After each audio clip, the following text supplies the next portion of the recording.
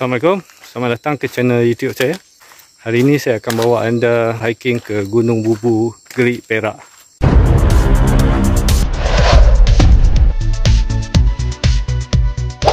Seawal jam 1 pagi, kami semua berkumpul di Masjid Al-Haruniah, Kampung Bersiar Lama. Di sini kami semua bersiap sedia dan menunggu lori pickup untuk dihantar ke starting point, lebih kurang 7.1 km. Setelah selesai taklimat, kami memulakan pendakian pada jam 2.15 pagi.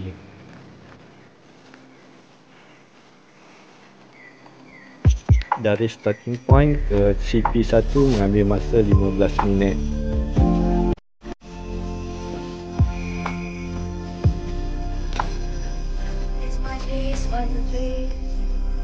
Pendakian waktu malam seperti ini memerlukan kerjasama dan disiplin yang baik daripada semua peserta bagi menjamin keselamatan semua. Okey, perjalanan daripada CP1 ke CP2 mengambil masa lebih kurang 30 minit. Di setiap checkpoint, kami akan berhenti berehat, regroup dan head count semula bilangan pendaki.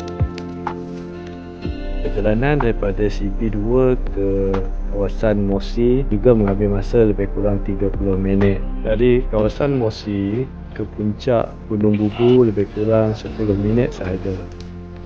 Semua peserta berehat dan tidur sekejap sementara menunggu waktu subuh dan sunrise. Ada yang tidur atas ground dan ada yang tidur dalam hammock yang dibawa. Lalu penuh. Sekarang dah jam 7 pagi. Keadaan memang sangat sejuk di waktu pagi seperti ini. So pastikan anda bawa jaket ataupun reflector. Assalamualaikum dan selamat pagi. Hari ini kita berada di Gunung Bubu, Gerik, Perak. Okay, sekarang saya berada di puncak Gunung Bubu. Kita layan sunrise ya. Okay, itu dia sunrise ya. Ini dia sunrise. Okay, sekarang saya bawa anda jalan-jalan sekitar puncak Gunung Bubu untuk melihat gelagat dan renah pendaki yang hadir.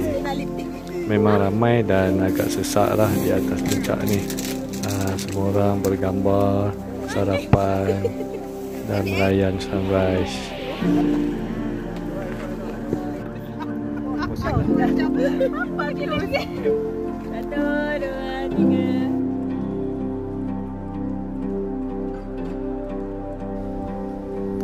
Beginilah keadaannya apabila semua peserta dah turun.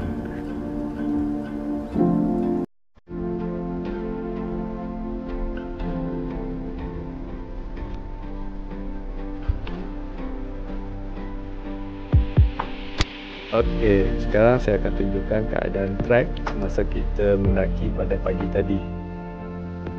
Trek pendakian tidaklah susah sangat dan sesuai untuk yang beginner juga.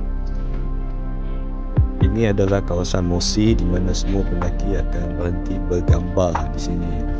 Kawasan dia agak limited bagi menjaga keadaan Mosi ini supaya tidak rosak.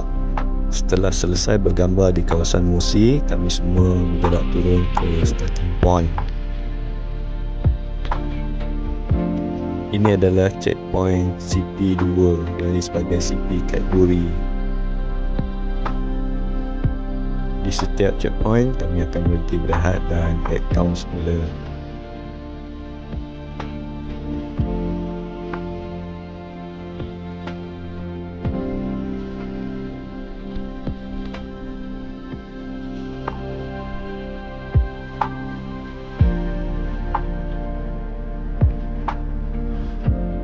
Alhamdulillah, akhirnya kami sampai ke starting point. Ini tempat orang bergambar.